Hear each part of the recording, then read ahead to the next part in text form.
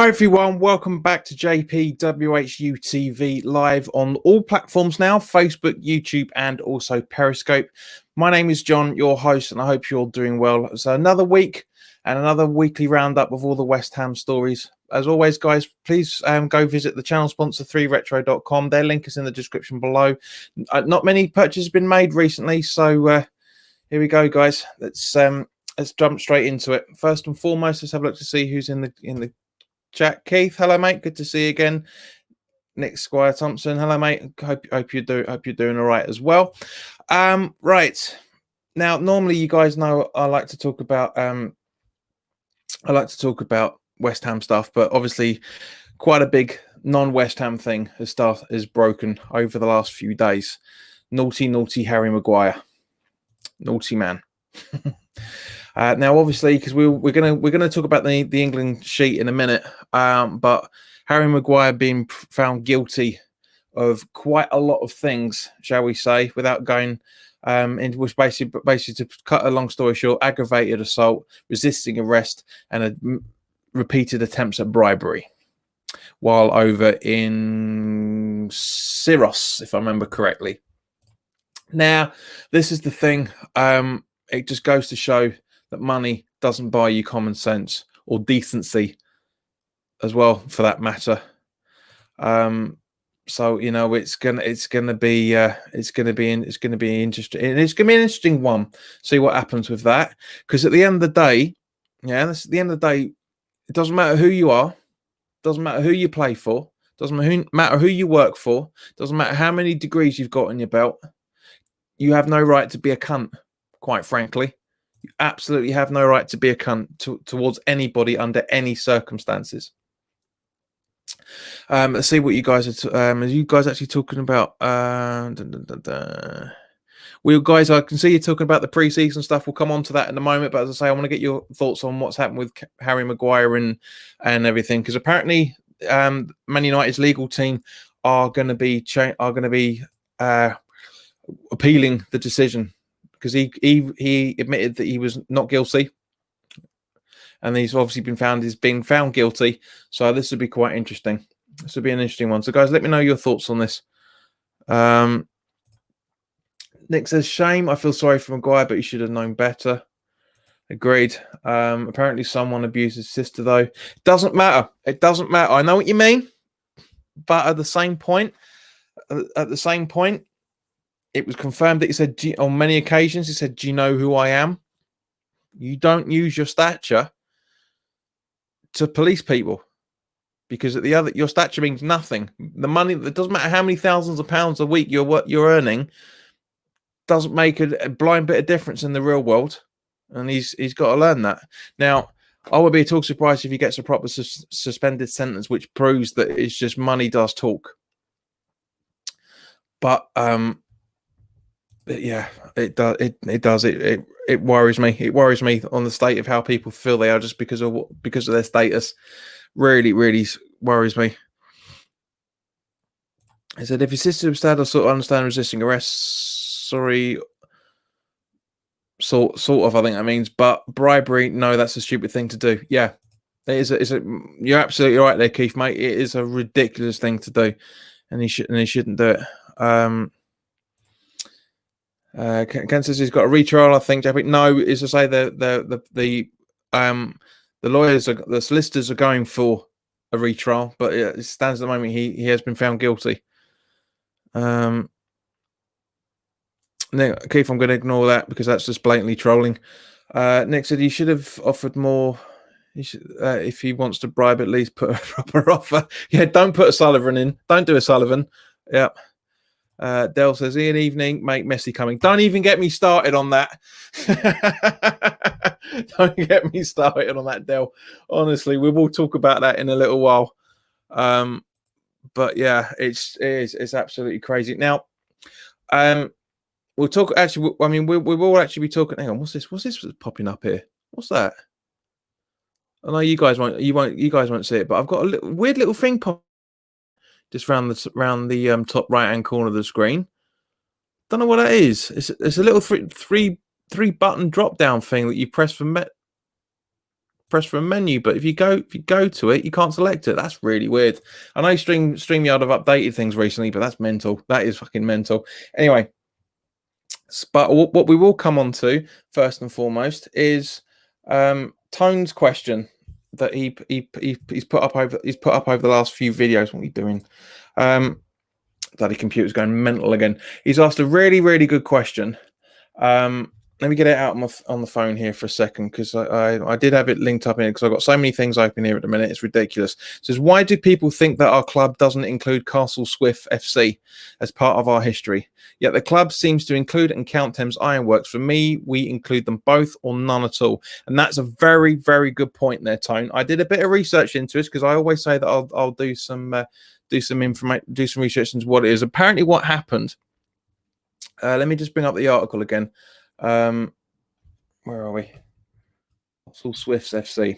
Now, you can find this on Wikipedia because he's absolutely right.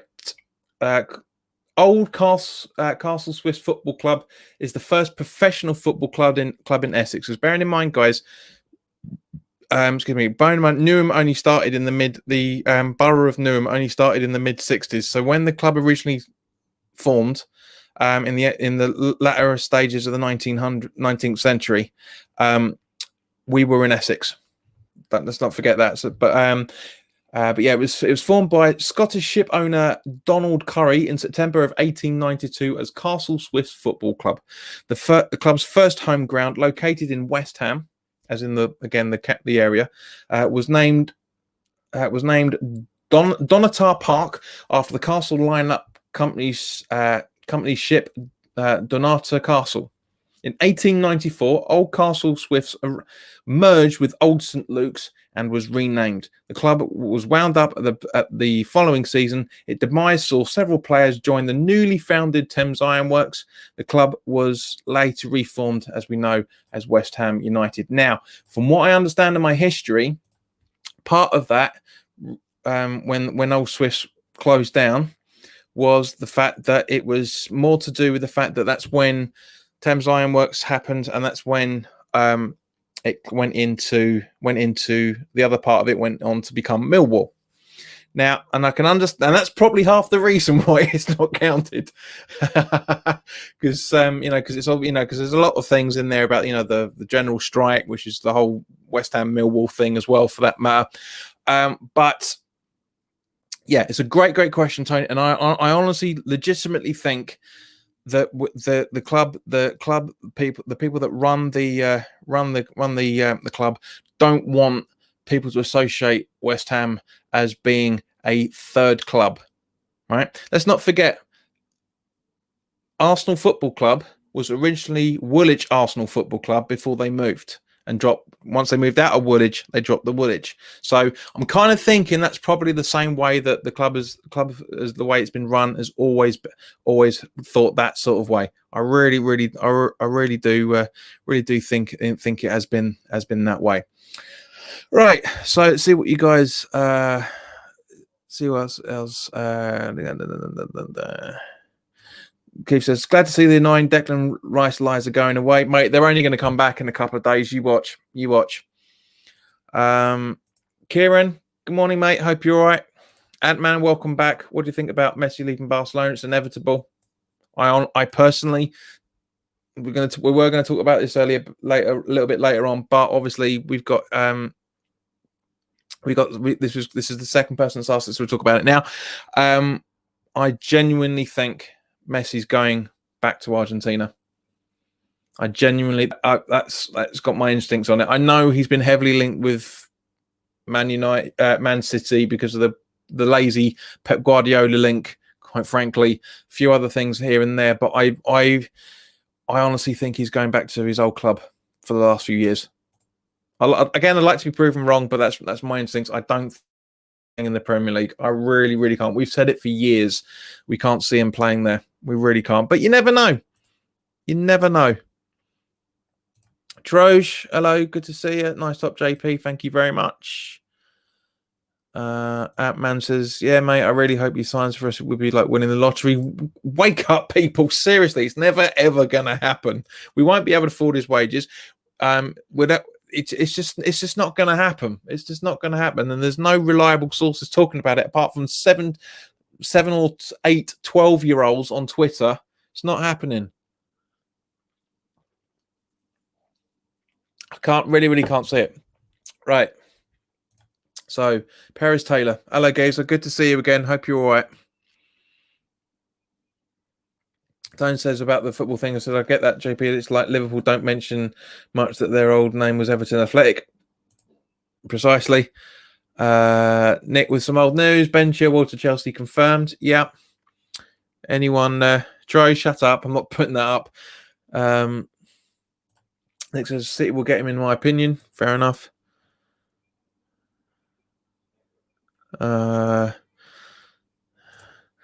It will be coming the Messiah.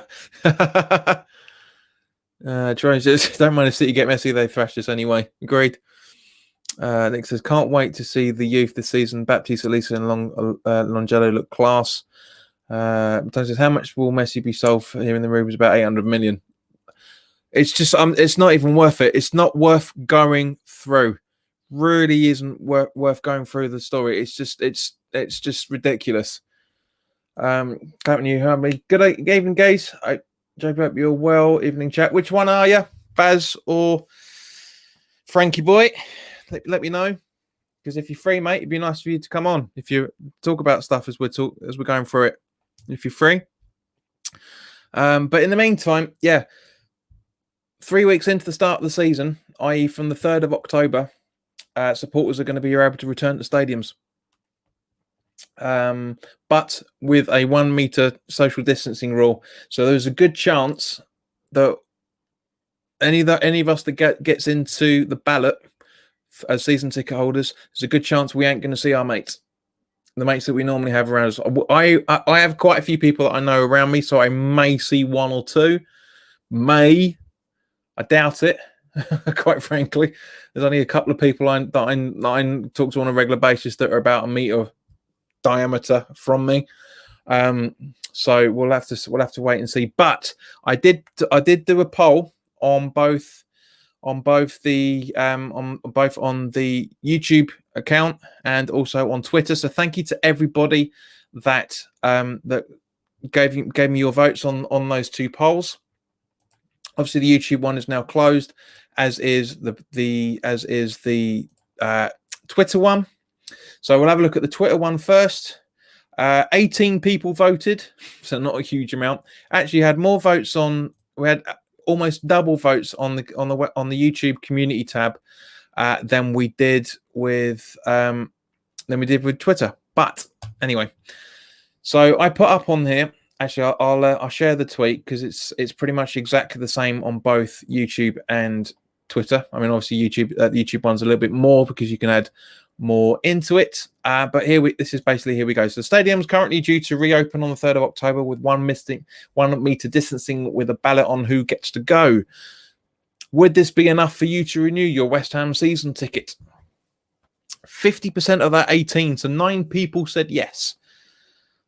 Just over a third of those, the remainder said no.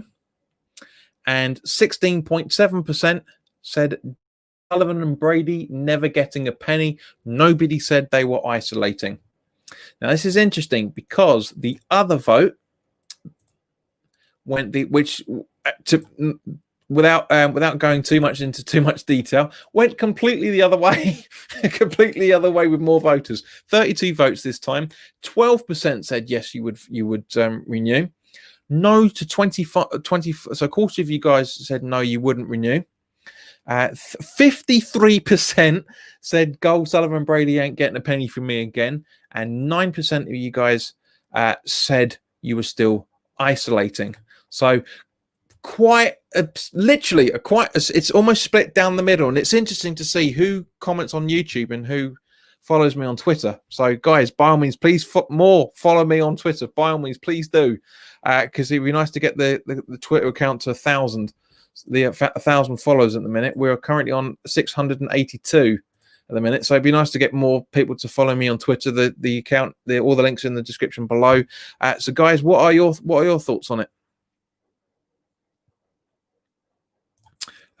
Frankie says it's him. Come on, but I'm like a broker at the moment. All I can talk about is Elise.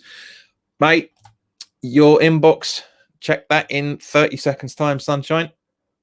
More than happy to have you on, son. More than happy to have you on. Be nice to have a proper chat with you. I mean, obviously Frankie made his debut with us for the end of season review. But yeah, Frankie, I am sending you over the invite now. So it'd be interesting to get your thoughts on things and a few other bits and pieces we've got lined up as well. So, right, there you go, mate. Check your Facebook inbox. The link is there. So basically, as I said, guys, I'm still going to renew, no matter what. I'm still going to renew in it, and I'm actually doing it on Friday. The plan was always to do it on Friday anyway, regardless of them pushing the deadline back to an extra 11 days on extra 2 weeks on top of that, because not enough people are renewing. But I am still going to be renewing. I'm going to be taking option 1 as well. So yeah. So guys, let me know what your yeah. Can you start with me, Keith? This isn't about you. This is about everybody's conversation, and it's it's not just about you. So everyone's in here. There's loads of stuff I haven't picked up on yet. So you just if you want to get your name on the program all the time, mate, then by all means do jump on somebody else's channel. But it's just equal. This is a platform for everybody. Right. So let's see what else was saying. Anyone actually talking about relatively what we're actually discussing? Because the conversation's going on in the chat on themselves. It's pretty cool. Tone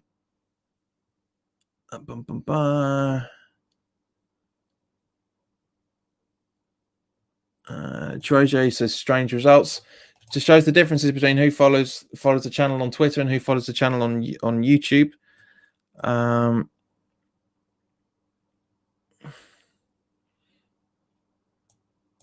Tone says he went with the no option. I thought you would have done, mate. Gary says I've renewed, but I will not give them any more money. No shirts, food, drink, etc. Well, obviously the third kit comes out on Friday, so we'll have a talk about that, possibly. Or we would save it for next week unless it's absolutely needs to be talked about straight away.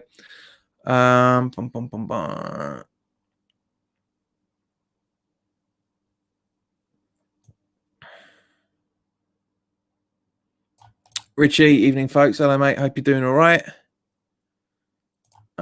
Just as for me, I'll only go to a game when it's fully packed, as I like a bit of atmosphere. Agreed, mate. I know exactly what you mean. Evening, Andy. Hope you're all right, man.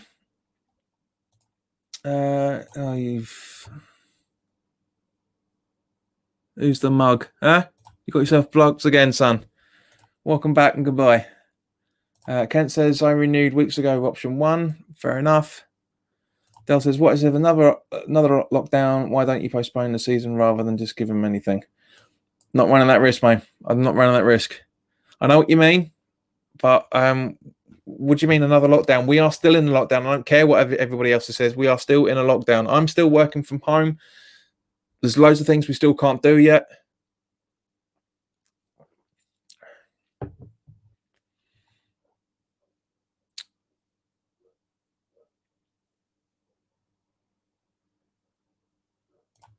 George says, like Ricky Gervais says, Twitter is like reading a toilet wall graffiti.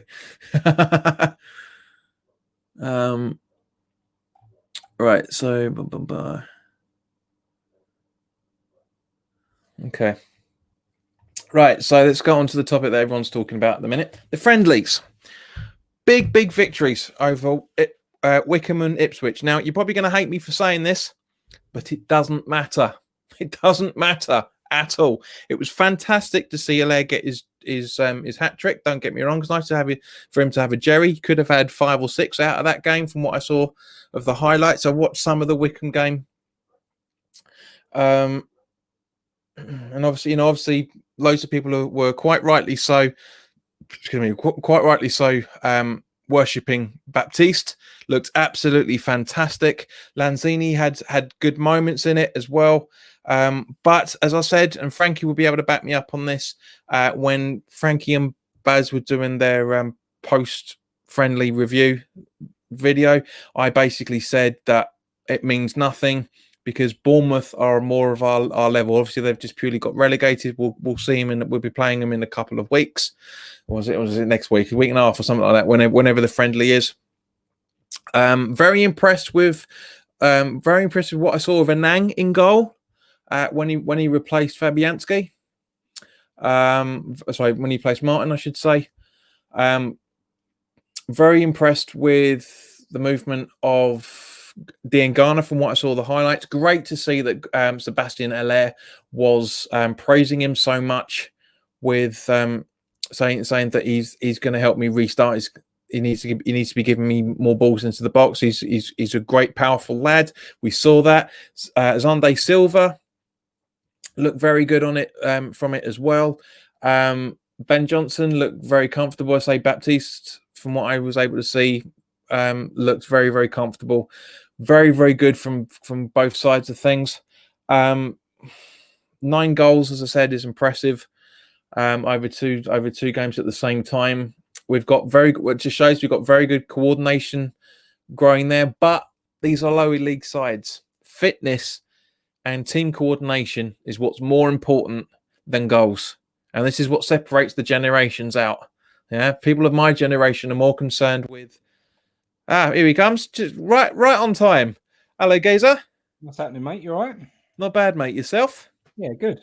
Good. Good to see you again, fella. Yeah, no, it's been a long time, mate. Been a long time. We had that little spell where we come on for my debut, and I haven't really spoke much since, mate. It's all been a bit manic, but yeah, I know. So it's a shame I missed the pub quiz, mate. That was a bit of a shame. Yeah, it was different, mate. It was a bit spontaneous, a bit random, and to be honest, that one was just to test the water with the technology and see if it worked. And there was a few teething problems for people, so we need to work on fixing that before we go again. But hopefully next time it'll be a bit smoother. Cool. Yeah, it'd be nice to join in for one for a change rather than hosting it. But Frankie, you've popped on just at the right time, fella. We're obviously talking about the friendlies of yesterday. I know obviously you and Baz went in quite in good depth about both games and what your thoughts are. But now it's been 24 hours and you've obviously processed it a little bit more. Are you still thinking the same sort of things that you were saying yesterday? For example, you're saying about Bowen and whatnot. I mean, obviously Bowen was very, very good for what we got to see from the Wickham game. But like Lanzini, for example, are you still on the same opinion of him still from that performance? Yeah, I don't think it was that amazing anyway. I don't think his performance was any better than Wilshire's on the other side. Yet Lanzini's getting all the praise. I think Wilshere looked really bright at times in the Ipswich game. His head was up. He was trying to get the ball moving forward, which we don't tend to do very often. So it was nice to see that positive type of play. So, it's I think Lanzini gets the credit because it's Lanzini. Yeah. If it wasn't Lanzini, like Wilshire's just had just a similar sort of game and looked really sort of bright in the first half. And, nothing said about him and it's all still, well, Wilshire's past it. He's over the hill, he's injury prone, forget about him. So, But that's my opinion of Lanzini, though, mate. Ever since he's come back from that injury, it's still been exactly the same thing with me. But at the same point, I'm looking forward to seeing how we get on with Brentford, and as I said yesterday, how we get on against Bournemouth, and because they're going to be again very, very good tests, especially Bournemouth. Yeah, obviously they're going to, and still you can't read too much into it. And Kent's been saying it kind of all week that you can't read too much into friendlies. And we won them all under Avram Grant, and we all know what happened after that. Don't remind me, mate, please. So you can't read too much in it. It is all about fitness. To be honest, I'd be happy to come through them all just with no injuries, mate. We know we're injured. We love an injury. I don't think we can afford that at the moment, so it'd be nice to come through with everyone in the right place and be nice and fit and ready for the restart, to be honest. So the positive I took out of it, again, I keep banging the drum for the kid, but Alessi or Alaise or however you want to say his name, he was just superb, mate. Calm and composed on the ball, and just he just stood out. He shone for me, and he was someone that you looked at and thought, if there's a youngster who could go into the first team now, and if you saw them lining up, you wouldn't feel, well, you knew they could do a job. You wouldn't feel nervous for him. I wouldn't feel nervous for him. I think he'd go in there, and I think he wouldn't look out of place. So that was really positive. I mean, I agree. I agree with you, mate. I mean, my thinking's the same thing with Baptiste. I was working while the Wickham game was going on, but from what I did see of him, I was shocked to read after the game that he's just 16 years old. He looks like Ben Johnson when he made his debut against City. Look very same as you're saying. Same. I know it's two complete. There's massive gaps in between the two sides, but look very composed. Look like he knew what he was doing. Watch the highlights of the Ipswich game. I thought great. I granted the highlights of friendlies, but I thought Grady looked like he had some really, really good movement on him. Allaire was looking like once that first goal went in, after those couple of ones he fluffed in the first place, he looked like, from the highlights, he looked like a completely different player. And I'm hoping that's why I said yesterday, I'm hoping that the mental block that a lot of the players have got, it's actually been lifted now. Yeah, I mean, it's like with strikers, mate, it's all about confidence. And I think Haller could come good for us, but what we got to do is we've got to play him as your forward, and you've got to keep playing him. The strikers can go 5-6 games without a goal. You can't then decide just to stick Antonio up there on his own. If we're going to give him a run, we need to give him a proper run and say to him, look, keep trying, get your goal. Once you've got your goal, then try and push on from there. So I don't think it's fair to keep putting him in for 1 or 2 games and then hoisting him out again and changing it for Antonio. We've got to give him enough time. So, but the 2 chances worried me. The 2 chances that he had were ones where you needed a striker to know how to put the ball in the back of the net. His 3 goals were all put on a plate for him. They were you couldn't miss. Whereas the 2 chances where he had something to do, those were the ones that he fluffed his lines on. So both straight at the goalkeeper, weren't they? Pretty much. They were, mate, straight at the goalkeeper, and from 8 yards out. Like all he had to do was hit it either side, and it's a goal. So disappointing that he didn't put those away. But again, it's a confidence thing. If he can get a few goals under his belt, and forwards need to get in that rhythm. And once they get that rhythm, then they can be unstoppable. So he's obviously got it about him, but we need to give him time and give him a proper chance and a proper run of games so he can, find his shooting boots again. Completely. And then, as I say, I'm hoping. I mean, I know we were all taking the piss when the 2 fixtures dropped last week. When we're saying, on a minute, this is another miracle worker from the media team and everything. I know everyone was just joking around with it, but I think actually having 2 teams at the same time, from one point of view, was actually quite a good idea because there's no interference. Like we say, we were able to see pretty much the entire list of the squad and a few more juniors making their debuts as well, all on the same day. It's given us plenty to talk about. It's given the manager and the backroom staff plenty to think about as well, for that matter. Because a lot of those guys played the majority of the game, so that was really, really, really good from my point of view. And I'm hoping from most stable people as well, for that matter, all kind of seeing more than just the 9 goals that were scored. I mean, I've always said that friendlies are nothing but time for fitness and coordination between players, and it was good from that. And like you say, mate, fingers crossed. We've got a couple of weeks. Hopefully, we're not going to get any injuries before that. Fingers crossed, mate. What do you feel about all of the players that we kind of have put a value on their head and been players that we seem to be able to cash in? Every single one of them didn't play, other than Anderson. Do you read anything into that, or do you think it was just a case that they weren't available? I not really reading too much into that, man. To be honest with you, because I honestly think that I've said it since March that we're going to see a lot younger squad this coming season. And I really think that was more the thinking behind it. There was a report on WHU earlier today, which I'm taking with a bit of salt, saying that Diop, Rice, and someone else as well that they were saying that they've picked up a slight knocks. I don't believe it myself. I honestly just kind of think that some of those players were just given an extra bit of time to rest. But you never know. At one point, they were supposed to be in quarantine. Everyone yesterday was saying Rice and Fredericks were in quarantine. Then all of a sudden, they've got a slight knock. Well, what is it? Do you know what I mean? I don't think the club do themselves any favours. Like yesterday, me and Baz was watching it, and they've given one of the other players the 41 shirt. which is Rice's number. And you're like, why I do saw that. Yeah. How many numbers have we got available? You can go 1 to 99 if you want. You can even go into triple figures if you want. Just don't. Yeah.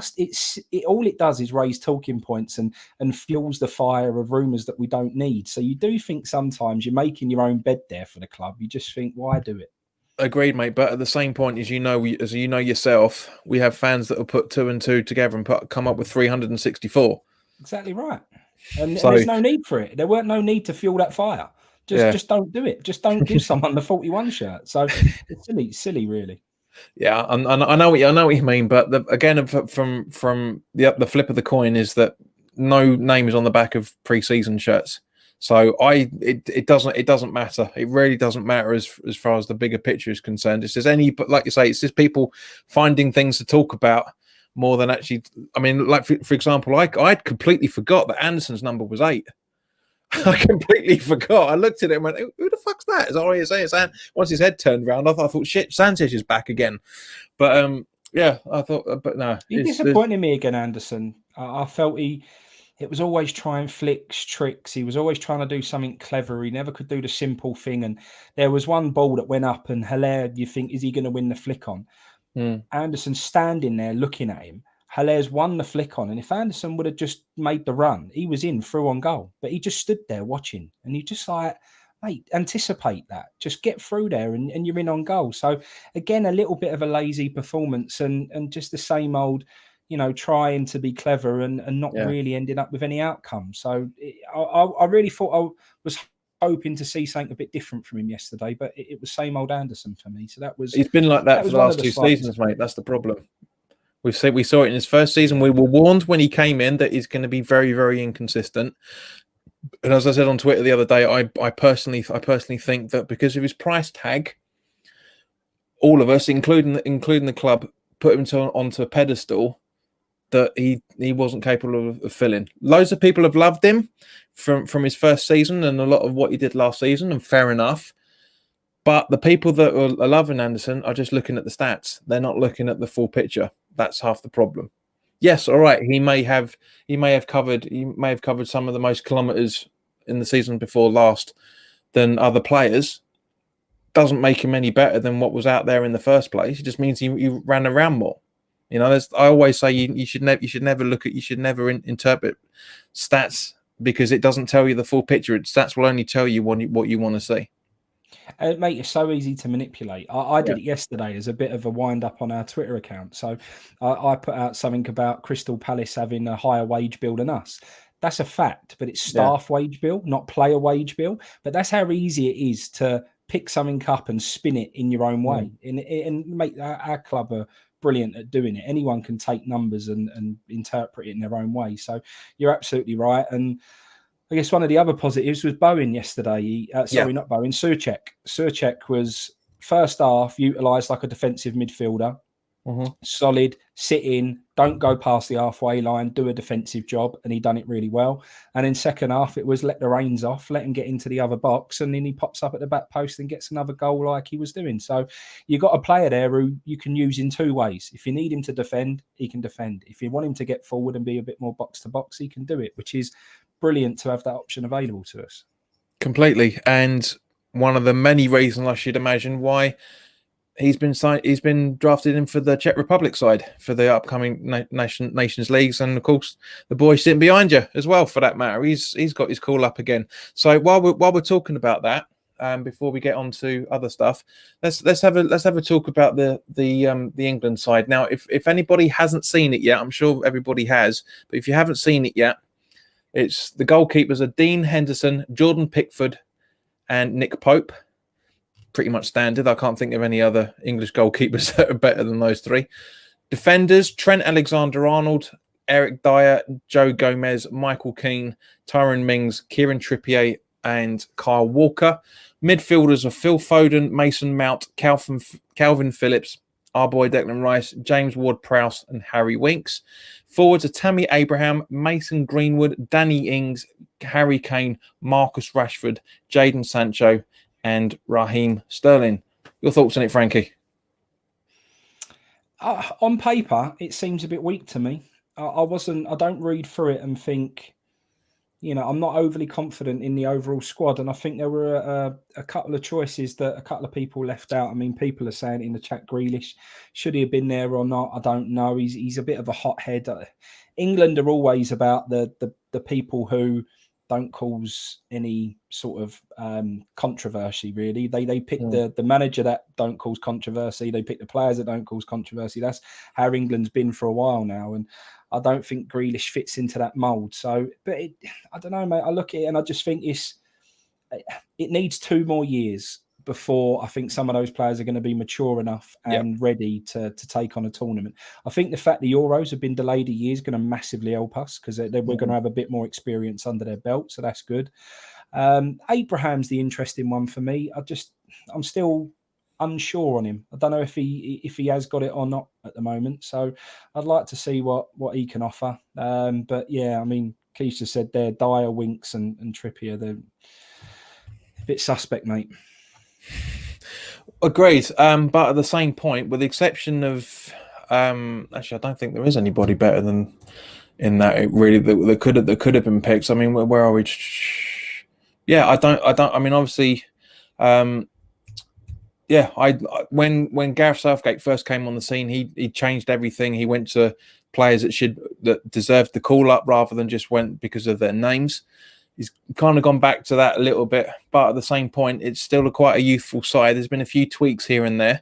It'd be interesting to see how it gets on in the Nations League. I mean, I'm looking forward to it. I mean, I still think this is just nothing more than a friendly tournament, to be honest with you. But at the same point, certain teams can qualify for the Euros getting through it. So it's good from that point of view. But yeah, I can see what you mean about it being potentially weak, but at the same point, like you're saying, they need another tournament to get themselves grounded. I mean, I'm surprised that Chilwell's not in that side, if I'm completely honest, because I've really rated him for a while. Tammy, I love him. I think it's a great prospect, but again, he just needs to be proven. Half of this side needs to prove themselves, which is what I like about it, rather than just going for the standards as it was under like Sven-Goran Eriksson and under Hodgson and all that. They're saying, right, Rooney, you're playing. Carrick, you're playing. Not that there's anything wrong with Carrick. Terry, do you know what I mean? Just like the names rather than the ability, and it seems to be going around the other way a bit more now, and I really do like that. I like Kelvin Phillips as well. Kent's just put in there. I'd have him over Dyer all day long. I think he's a superb midfielder, so I really rate him highly. So it'd be good to see something of him. Completely. Andy says, I was asking, is Maddison in there? He's not, mate. No. But it's interesting. I mean, I'm more concerned, like you said, Matt. I'm more concerned about what happens with the Euros. I mean, this is obviously for the Nations League. So I enjoyed the last Nations League, mate. I thought it was good for us, and I think, like you said, yeah, it's a friendly tournament, but it's still, especially when we've got such a young side, it gets them into a tournament mentality. It gets them prepared for tournament style football, which I really, really like. I actually really enjoyed the last tournament. Might have been because part of it I was in Spain for all of the end of it, and for the semi-final I was there. So you're having a few beers and having a bit of sun, and it was nice to watch. So some of the games a little bit hazy for you, mate, were they? Yeah? They might have been, mate. They might have been. But I enjoyed every bit of it, mate. I really did. It just adds a little bit more spice. Those friendlies become non-events almost. I mean, we weren't even getting crowds in Wembley anymore. Wembley used to not be able to get a ticket for. Then all of a sudden it was a quarter empty. So friendlies kind of lost their way a little bit and become a bit pointless. And I think this has injected a bit of life back into international football, which I think's a good thing. And to be honest with you, mate, I'm going to be keeping an eye on what's going on with the Czech Republic games as well, because I want to see how Souček does in those. I'm purely, if it's England and West Ham, if any other side, I'm not really interested unless it's an interesting game. But with the Czech Republic, I'm very much interested to see how he's going to get on with that. Talking England and Czech Republic, mate, I've got a program here from Declan Rice's England debut, signed up by the man. So if you want to do, I heard it earlier on, you want to get some people over on Twitter. If you want to do a giveaway on Twitter for this, then you can do. If you want to do something in the chat now, you're welcome to. But do a giveaway and get the signed program, England, Czech Republic, Declan Rice debut, and give it to one of your followers, mate. Cool, definitely, 100%. I will certainly think about something. Thank you very much for that, Frankie. Much appreciated, fella. Right, let's get on to the stuff where it's actually a little bit more relevant now. Jordan Hugill to Norwich. What are your thoughts on this, mate? I think it made sense. 35 grand a week for him was too much, mate. For someone who's not even featuring and getting anywhere near the squad. I mean, the reason why it's caused so much backlash is because it's another player that we've sold at a loss. And we can't keep doing it. You can't keep buying players and them selling them at a loss all the time, because that's a quick way, sure way to go bust, mate. So I think that's probably why the backlash is there. But in reality, was he ever going to play? Probably not. And on 35 grand a week, which he's never been on 35 grand a week in the first place. And it makes you wonder, if Moyes' brother wasn't his agent first time round, would he have been offered that contract? Probably not. Very good point, because I know you raised something about that on Twitter the other day. Absolutely. So I don't think he'd have ever been offered that contract. So just to get him off the books, mate, I think at that 35 grand a week can go elsewhere, which I'm not against at all. Well, you see, this is the thing. I mean, I think it was Tone who asked a couple of weeks ago about the wages versus of now versus 6 months ago, basically when we released players, which I did update a couple of weeks back on. But I've obviously added to that. Now, obviously, we obviously, as we all know, Ngakia left, so that was a saving of about 5 grand a week. Sanchez left, that was a saving of 40 grand a week. Zabaleta left, of saving of 67.5 grand a week. A Yeti, a little bit trickier to find out what his wages were. Some places were saying 25 to 30. Some places were saying 50, but more places were saying he was on 50 grand a week than anything else. So I've taken that as a ready. And also Hugo, as you said, 35, 36 grand a week. That's a saving. That's a wages saving of £198,500 a week. We've saved getting rid of those players. Plus, when you add on the wage, how much we sold them for was like 8 or 9 grand. So 8 or 9 million, I should say. That in total basically sums up to have about 25 million available in the kitty. How much are we actually going to see of that? I reckon no more than 15. I'd be lucky to see that, to be honest with you. I think the noises that are coming out now, and that Moyes' statement the other day when he said he's more interested in players that he's got rather than the players who could come in, I think that was him sort of almost hinting that you don't think any business has been done. I do think we tried. I do think we may have touted out a few players that we thought we might have been able to sell for a few quid, but I don't think anyone was interested, mate. And I think when they realised that, we didn't have anyone that anyone wanted for any sensible amount of money, I think they then turned around to Moyes and said, look, work with what you got, because, no one wants the players you want to sell, and that's it. So, I mean, how the hell are we going to sell Masuaku for less than any more, I should say, than 7 or 8 million? It's just not going to happen. Again, a fringe player that has not made that much of an impact in the season whatsoever, bar a few goals being conceded. But it baffles me. It really, really baffles me. Which is one of the reasons why, going back to talking about the friendlies, is one of the reasons why I was glad that Lanzini was playing as well as he did, because he's one of the players that's tipped to be sold. So if we can get a decent amount for him, plus 60 grand a week basic the guy's on, plus appearances and stuff, again we'll have more money to spend. But we ain't got long, man. We've only got what? Where are we? 5 weeks left of the transfer window. Well, it's Charity Shield this weekend. It's coming round fast, mate. I know. Tell me about it. And then obviously the league starts in a week and a half. Yeah. So it's gonna be a hard one. It's gonna be. I know everyone's saying a lot of business to be done in that last week, but why do we always do it that way? Chelsea have gone and signed players before the window even opened. They were ready, and if you want players to start fitting into the team and familiarise themselves and get used to playing with the players around them, you've got to do your business early. We love doing late business, and I just don't think it's any good for us, mate, to be honest. I think, if you've got a plan and you know what it is that you want, we all know we need a left back. So you'd have thought that the day that window's open, something would have been in place to bring that position in. But it's not happened, and it's because they're always waiting for what scraps are left at the end and who can we get a bargain for. That's the way they do their business. Which is what worries me, and I'm quite glad from one point of view that the hashtag GSB out has got as high as it is. It's not nowhere near as high as it's going to make an impact on in any shape or form.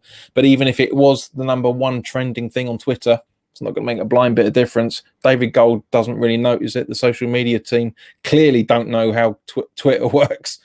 And do you think Brady's going to be searching for that? It's a great sign of unity from the fans' perspective, but that's all it is. That's all it is. It's an empty statement, unfortunately. Being back in our numbers, protesting is going to be more important than what's going on Twitter. So myself and Baz are recording a video with Hammers United on Friday. So we're really going to sort of drill down into what the next steps are and what's the next planned move. I totally agree with you. What's happened on Twitter isn't going to change anything. It ain't going to have any effect. But what it's shown is that momentum's still building. It's still bubbling under the surface. It's something that we all still want. So, we've got to get back out there and we've got to show them that and do it where it counts, really. So that's what we want to talk about on Friday is what's the plan? What are we going to do next? Yeah. And then running on Saturday, because obviously David Gold said if more than 86% of fans wanted us gone, then we'd walk. I don't think we all know that that's the case, but I think if we did get a really significant poll out there that did take into consideration all West Ham fans, not just people who are against the board, but everyone, and we did get a fair sort of crack at it, then I think, that's a bit of ammunition for them to take to the board and say, look, this is where we are. What are you going to do about it? So, I mean, fan momentum's been reported in quite a few places if you know where to look. I mean, it's not nothing in the general newspapers yet, but Football London have been talking about it over the last week or so, mostly in reaction to the amount of business we're not doing. But the momentum is still there. It's still there, and I guarantee whatever action Hammers United take they will have the crowd that they want. They will probably have more numbers than they originally wanted for the third one, because they had more than they originally thought for the first one, had more for the second. I guarantee, especially with the unrest of everything else that's going on at the minute, they'll have a lot of support, and I'll be there as always. I was there for both of them. You can even see me in the photos of it. Me and my claret Parker. I stand out like a thumb. It's one of the reasons why I wore it, so you can see that I was there. And I'm fully behind them. So I'll be interested to see what they say. Really interesting to see what they say, what their next plan is. Right, and the last one I want to talk about, Shane Duffy. Seems more than likely seems to be very heavily linked now with Celtic, especially after the tweet you put up the other day. That was quite funny. He was saying when they're saying Duffy's going to be planned and his old man's West Ham, and the retweet was, this guy has no idea what he's talking about. Yeah. What are your thoughts on Duffy if it happened? I can't see it, but if it did happen to West Ham, what would your thoughts be on that? It's just the same old story, mate. Like, you get linked with someone. Like, we're talking about Shane Duffy here. Even if we do get it over the line, it's taken us weeks to get that over the line. He's even been up to Celtic. The pictures that he sent out, he was clearly on a plane. He clearly landed in Scotland. If it is someone that we want, and we do finally manage to get that over the line, why has it been so difficult to sign Shane Duffy? We were supposed to be this massive, attractive club now with this massive stadium and this next level sort of status that we're supposed to be having now. Mate, to sign Shane Duffy, it should be, do you want to come, mate? He should be signing that paper within minutes. He should be like, I'm on my way, I'm coming. So I just don't understand why our business is always so difficult. Why can't it just be, we want the player, let's get them signed, get them down, job done, signed, sealed and delivered. We always go around the houses with it. It always takes an age to get it over the line. I'm just very confused by it all, mate. And you just sit here and you just think, is it someone we want? Isn't it someone we want? I just don't know. To me, it makes sense as a signing. I think we need an extra experienced centre-half. Kent's just saying there about, Ginger Collins and that. It does make you think, did he, if you want people in and around your squad, those are the sort of people that you sort of need around you, really good squad players. So I'm not saying that I don't think you'd start over Ogbonna or or Diop. And I think we've also shown in the 2 games that we've got some really good young centre halves in our youth squad. So would I be confident in not signing Duffy and having a Lays or a Lessie as a backup, mate, all day long? And I'd probably rather see that than having a Duffy on, probably 50, 60 grand a week, just sitting on the bench. And then, we get a chance to play the youth, but you end up bringing Duffy on. I'd much rather see us developing those youngsters rather than signing a Shane Duffy. So, yeah, no, I agreed completely, mate, on that. I mean, West Ham's always been one for the academy boys, and it's been a struggle with exception of the likes of the potential of Grady and the Rice and Ngakia. If he was given more game time than he was originally supposed to have, then we'd have another generation of very, very good academy players coming through. So we all want to see somebody that comes through the ranks pretty much right from the start. As soon as they're able to walk, we want to see them coming through to the ground. But at the same point, I can understand, as I said to Bill, when we did when I talked to him about on Garage Football about what we need to do and who needs to come in, etc. I can see the thinking behind Duffy. But you're right, mate. Is that they're going to offer him a stupid amount of money, and fair play to Hugh Gill for taking the pay cut to get football. There was another player that we were linked with. I can't remember his name now, but he's gone to sign for an is it Inter Milan, I think, or somewhere. I was reading it this morning. A defender who went to those guys, even though we offered more money. It's great to see that they're going for football rather than the wage. And that's one of the things that we need to get rid of in the Premier League in general, not just West Ham, guys that are there just to pick up the wage packet. I mean, Harry Maguire is literally the proof of that now, whatever all that crap he's been doing for the last couple of weeks. And the report coming out saying that he was saying to the resting policeman, do you know who I am? And all this sort of stuff. It's egos over ability, unfortunately. And that's the Premier League in one foul swoop. But like you said, Frankie, mate, the reason why we're not able to attract these players is because the clubs know we're looking for scraps. We're selling scraps and we're buying scraps. Ozil's doing it at the moment as well, when I think he said he's just going to see his contract run out, even though he knows he's probably not going to play or refuse to play or whatever. He's on too much money to walk away. And you're right, you should be about playing football. That's how it should be. So, kudos to Hugh Gill for doing that. That's what it's all about. So, but then in the same token, if you're stupid enough to give them a contract like that, it's your own doing, isn't it, really? If you're going to give someone, then if they just want to sit there and keep that money coming in, then, a footballer's career is short. And someone like Hugh Gill probably is never going to get the chance to earn 35 grand a week again. So could I have blamed him if he had just dug his heels in and said, no, I'm going to sit here and see that out? No, I couldn't have blamed him at all. So, but good luck to him, mate. I hope he goes and does well down there. And I hope he, Norwich have got a good a sort of basis of a club down there. I'd like to see them, have a chance of coming back up again next season. But, they didn't invest and they went straight back down. And I think that's what my fear is at the moment. We almost got ourselves into trouble last season. Yep. We're now deciding not to invest anymore. If you end up in the same position, it's only one thing's happening, mate. Absolutely. So that's what worries me. And the problem is as much as I hate Gold, Sullivan and Brady, the way they've run the club over the last 9-10 years, it's been systemic before they even came into it. Paying play. I mean, that's, the Icelandic bank crash aside,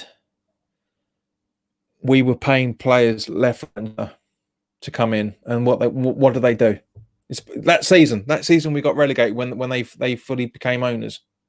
We were paying ridiculous amounts of money to players in the season beforehand and at the start of it, and the only players that came in that had any worth, we let go because of the relegation clause in their contract. We had even 4 or 5 months. Demba Ba, prime example. He was, if we'd have been able to, if we got him in the summer transfer window instead of getting in the January, I guarantee we would have stayed up. I really think we would have, him and Abina, with the likes of who else was, likes of Noble still probably throwing his weight around at that time as well. We would have been fine. But yeah, this I hate to say it, but as much as I want to see, I want to, and I think we will see a younger squad this coming season. It's only one way. I said when we did the fixture conversation when the fixtures dropped last Thursday morning, I said from the running we've got and the squad we've got as it stands at the moment, I can't see us getting any more than 37 points. I've seen a few predictions today at like 49, 47, 48. So I think that might be a bit ambitious. But then the 30% for season tickets has obviously not worked because Claret and Spew tonight have put out that we're linked with Higuain. So the names are coming out again tonight now. So oh, here we go. Yeah. Oh, then all of a sudden, then Claret and Hugh will start talking about us being linked with Messi properly as well, for that matter. Ooh, That's been so funny the last couple of days. That has really cracked me up. People who take it with a pinch of salt, mate, and look at it for what it is quite humorous, really. So there's been some salt, mate. You need to take it with more salt than McDonald's have got as a chain. Do you know what I mean? It's been funny. I mean, don't get me wrong. We would absolutely love a player like Messi to come in. Absolutely, really, and we, to a degree, we kind of thought we were getting that with Lanzini when he made he signed on the permanent from having the loan season beforehand. But yeah, it's only going to get worse. The rumors are only going to get worse over the next 5-6 weeks. They're only going to get worse to try and get people in. Oh, dear, that is, God's sake, honestly. Oh, right. While you're on, mate, is there anything that you want to talk about? Because I know you went quite in depth the other day, but is there anything you want to talk about? Yeah, no, not really. I mean, for me, it's just I do think we are going to line up as we left off. I think that run in at the end of last season, I think, was a perfect excuse and a perfect get out clause, really, for the ball to say, look,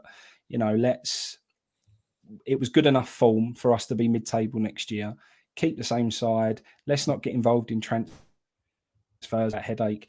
David Moyes, start as you left off last season, carry on in the same way, and they think we'll be all right. And then, Moyes has got 6 months to prove himself until he gets his new contract. So I think they'll think, keep the money in the pocket.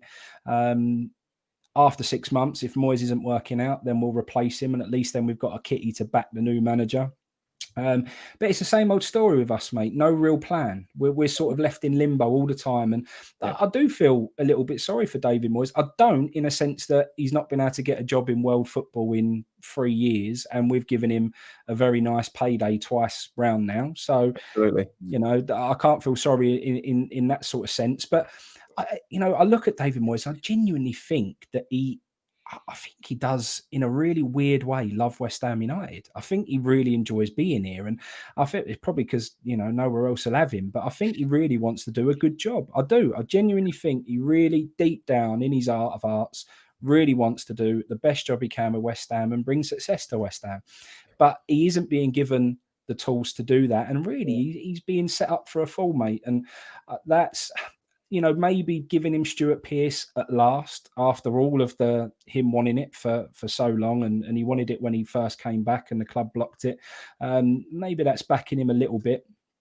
But and Kent's again here, we need a striker, as Antonio will break down.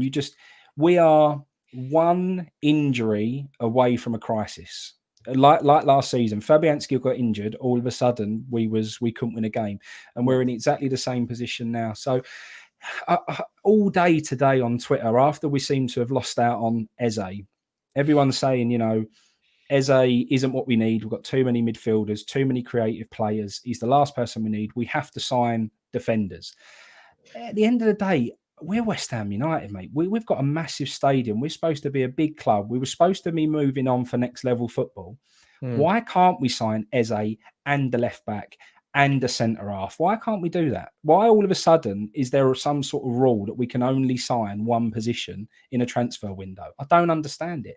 And if Eze's the man that we've highlighted to be the creative player that we want to come in and push us on, then, mate, I think we should have gone and got him. And the fact that Palace have gone and nipped us to that, it just speaks volumes for me.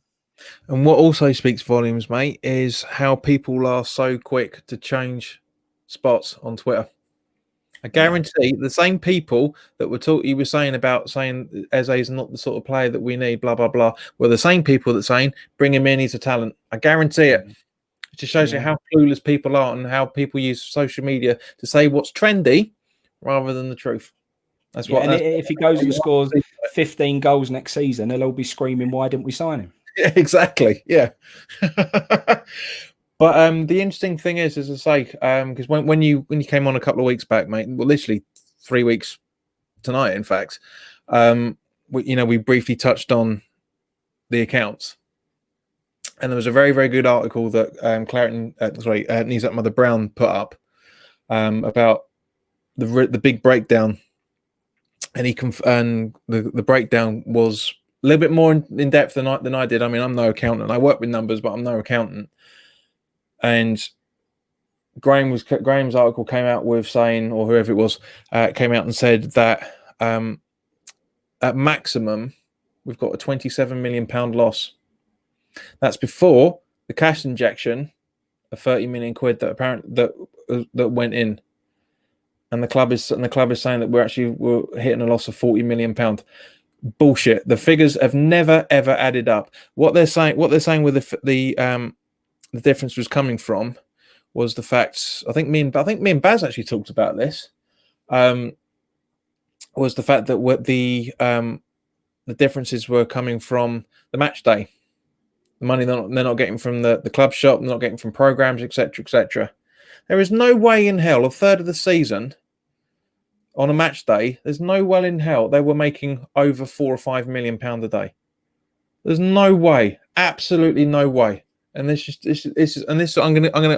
been banging this gong for months, if not at least 18 months to 2 years, because every single year I do the review of the accounts when they get published, and the last couple of seasons they really haven't added up. This season especially, obviously we had a lot more money in last season, and yet apparently we're still looking at a big loss.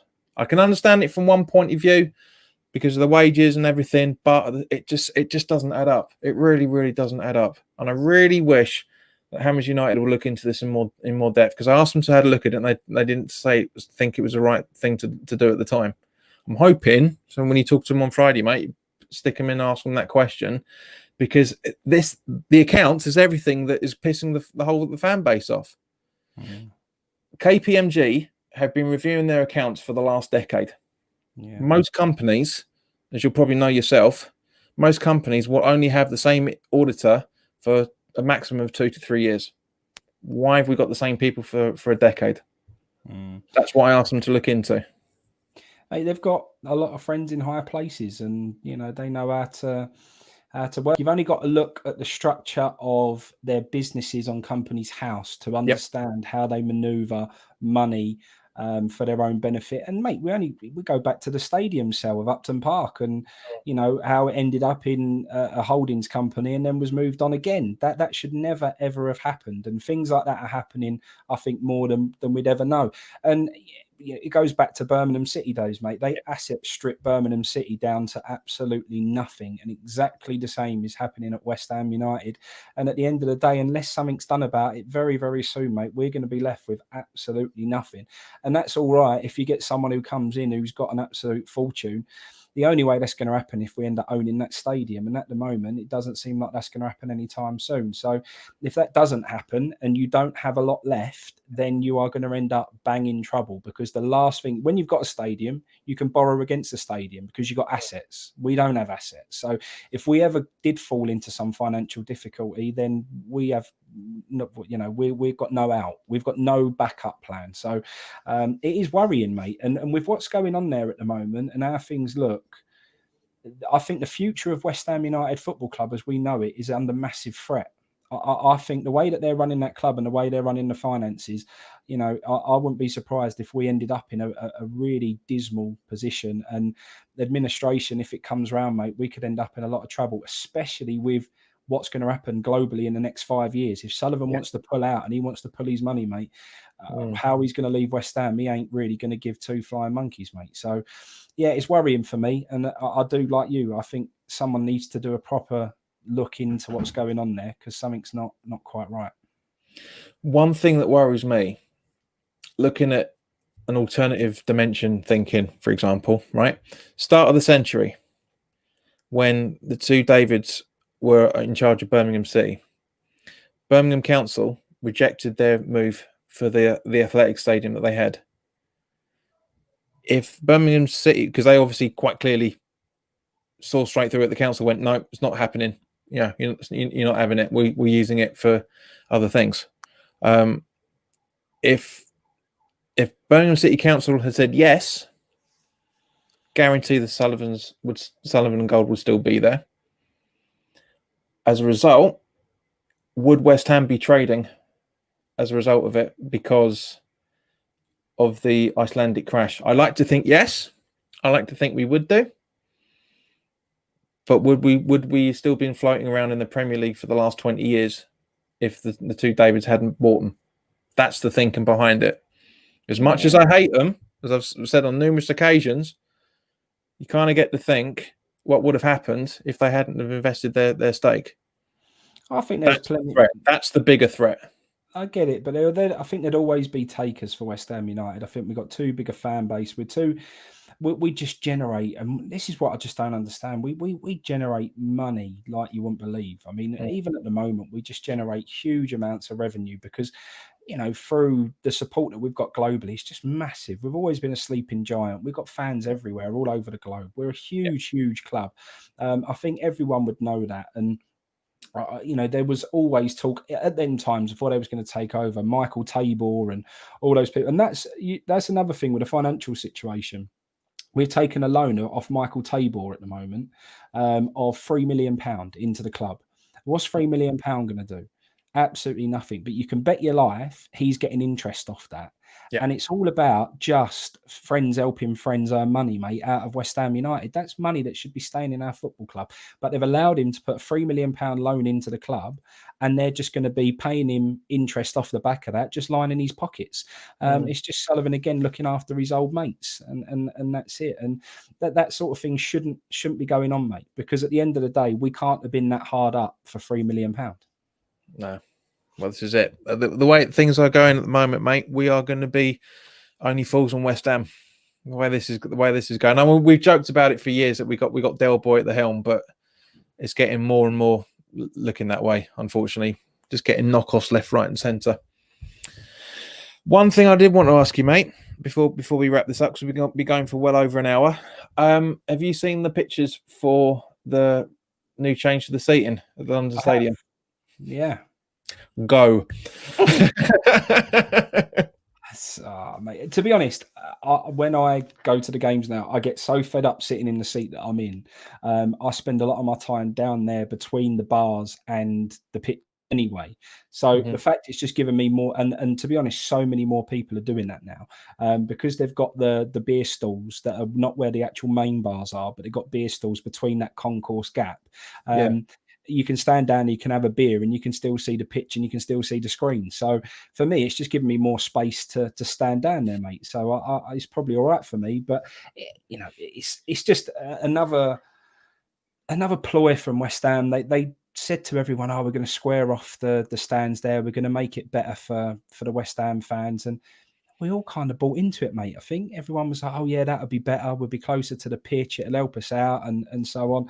And now you've just ended up with a huge gap between the lower tiers and the upper tiers, and it's going to make it almost impossible to get an atmosphere going in the ground now. And I know we can't have fans in there at the minute anyway, so it's not like it's that important now. But when we are allowed back again, it's just embarrassing, mate. Just embarrassing.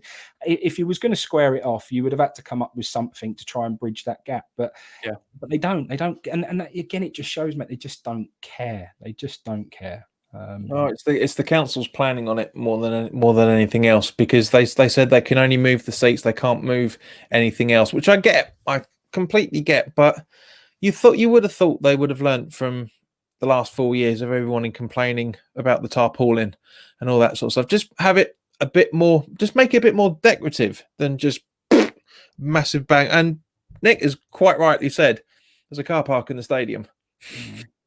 I don't know how much truth there is in it, but apparently it's made it cheaper now to move seats when the stand isn't there.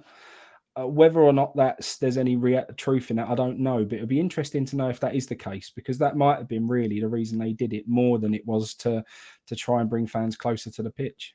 But for £11.5 million refit. But I can't remember how much it was. It was a lot of money to move it. It was a lot of money. I don't know. It's again, mate. It's just embarrassing, really.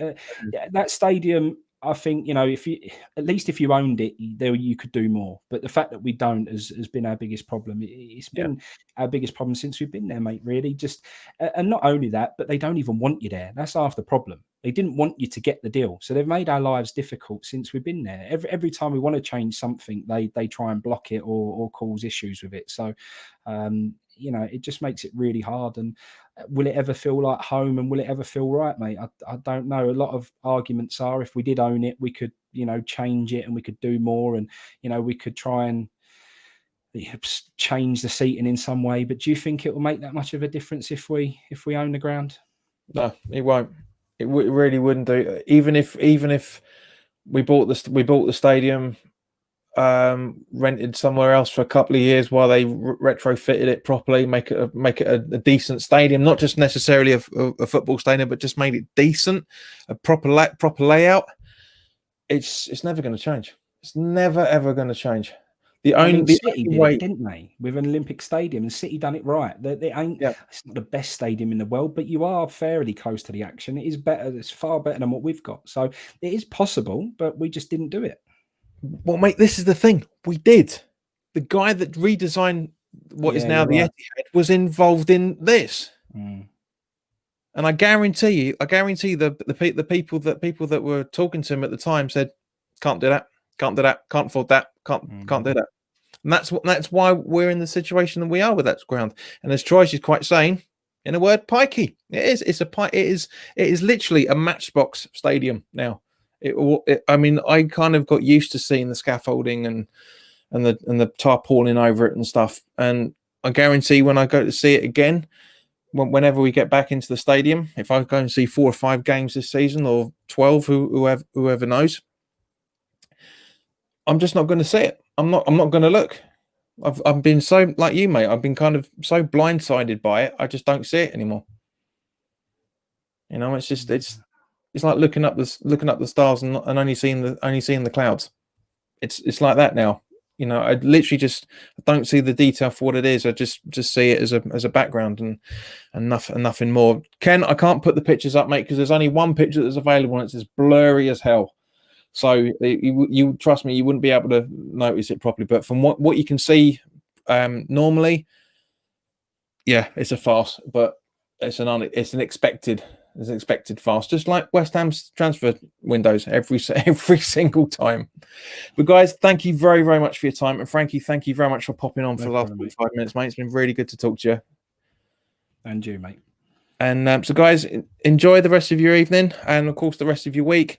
As I said, the third kit will be dropping on Friday morning. So if it's decent enough and worthwhile talking about, then I may go live to talk about it. Otherwise, we'll talk about it on Friday. I do hope, next week, I should say, I do hope that the third kit is the nicest out of the 3, because they fucked up 2 of them.